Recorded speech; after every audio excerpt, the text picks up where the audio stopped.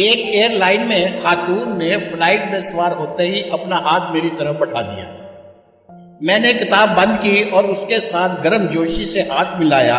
خاتون بزرگ تھی، جبکہ عمر 60 اور 70 کے درمیان ہوگی۔ وہ شکل سے پڑھی لکھی اور سمجھدار بھی دکھائی دیتی تھی۔ انہوں نے کتاب کی طرف اشارہ کر کے پوچھا، کیا یہ عربی کی کتاب ہے؟ میں نے مسکرا کر جواب دیا، نہیں، یہ اردو زبان کی کتاب ہے۔ وہ مسکرائی، اپنا ہاتھ دوبارہ میری طرف بڑھایا۔ تم پاکستانی ہو؟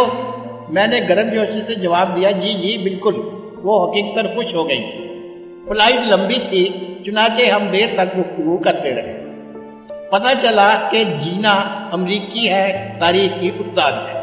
وہ طالب علموں کو عالمی تنازع پڑھاتی ہے، چنانچہ وہ مسئلہ کشمیر سے بھی اچھی طرح واقف ہے۔ وہ قائد اعظم محمد علی جناح اور مہاتما گاندھی دونوں سے بہت متاثر تھی۔ انہوں نے مجھ سے پوچھا، کیا تم نے گاندھی کو پڑھا ہے؟ میں نے جواب دیا، جی ہاں، میں نے گاندھی کی آٹو بایوگرافی بھی پڑھی ہے اور ان کے 7 سماجی گناہوں کا مطالعہ بھی کیا ہے۔ جینا نے مجھ سے گاندھی کے 7 سماجی گناہوں کے بارے میں پوچھا۔ میں نے عرض کیا، پوپ گریگری اول نے 950 عیسوی میں 7 خوفناک گناہوں کی فہرست جاری کی تھی۔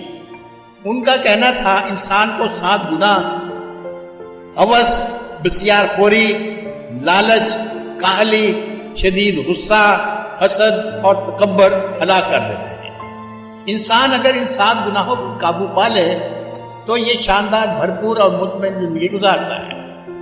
گاندھی جی نے پوپ گریگری کے 7 گناہوں کی فہرست سے متاثر ہو کر 1925 میں 7 سماجی گناہوں کی فہرست جاری کی۔ ان کا کہنا تھا، جب تک کوئی معاشرہ ان 7 گناہوں پر قابو نہیں پاتا، وہ معاشرہ اس وقت تک معاشرہ نہیں بنتا۔ گاندھی جی کے بقول اصولوں کے بغیر سیاست گناہ ہے، کام کے بغیر دولت گناہ ہے، ضمیر کے بغیر خوشی گناہ ہے، کردار کے بغیر علم گناہ ہے، اخلاقیات کے بغیر تجارت گناہ ہے، انسانیت کے بغیر سائنس گناہ ہے، اور قربانی کے بغیر عبادت گناہ ہے۔ یہ 7 اصول بھارت کے لیے گاندھی کا سماجی ایجنڈا تھا۔ وہ مسکرائی، مجھے تھپکی دی اور پھر پوچھا، کیا تم قائد اعظم محمد علی جناح کے 7 اصول بھی بیان کر سکتے ہو؟ میں نے مسکرا کر جواب دیا، قائد اعظم پریکٹیکل بااصول انسان تھے۔ وہ فرمودات پر یقین نہیں رکھتے تھے، چنانچہ انہوں نے زندگی میں قوم کو کوئی تحریری ایجنڈا نہیں دیا تھا۔ وہ میری طرف دیکھتی رہی۔ میں نے عرض کیا، گاندھی اور قائد اعظم میں فرق تھا۔ گاندھی فلاسفر تھے اور قائد اعظم پریکٹیکل انسان تھے۔ وہ کہنے کے بجائے کرنے پر یقین رکھتے تھے، اس لیے ہمارے پاس اقوال سے زیادہ قائد اعظم کی مثالیں موجود ہیں۔ میں خاموش ہو گیا۔ وہ بولی، میں وہ مثالیں سننا چاہتی ہوں۔ میں نے عرض کیا، قائد اعظم نے پوری زندگی وقت کی پابندی کی، پوری زندگی قانون نہیں توڑا، پوری زندگی اقربا پروری نہیں کی، پوری زندگی رشوت دی اور نہ لی، پوری زندگی اپنے مذہبی رجحانات کی نمائش نہیں کی۔ وہ سنی تھے، وہابی تھے یا پھر بریلوی، قائد نے پوری زندگی کسی کو کانو کان خبر نہیں ہونے دی، پوری زندگی وعدے کی پابندی کی، پوری زندگی کوئی سمجھوتا نہیں توڑا، پروٹوکول نہیں لیا، سرکاری رقم نہیں کھائی، ٹیکس نہیں بچایا، آمدنی نہیں چھپائی، اصولوں پر سمجھوتا نہیں کیا، کسی کا حق نہیں مارا، اور پوری زندگی کسی شخص کے ساتھ بدتمیزی نہیں کی۔ وہ مسکرا کر بولی، ویل ڈن، آپ ٹھیک کہہ رہے ہیں۔ وہ واقعی بہت شاندار انسان تھے، میں ان سے بہت انسپائر ہوں۔ وہ رکی اور پھر آہستہ سے بولی، میں اگر آپ سے مزید سوال پوچھ لوں تو آپ مائنڈ تو نہیں کریں گے؟ میں نے مسکرا کر جواب دیا، نہیں، ضرور پوچھے، میں حاضر ہوں۔ وہ بولی، کیا آپ قائد اعظم سے محبت کرتے ہیں؟ میں نے فوراً جواب دیا، دل و جان سے۔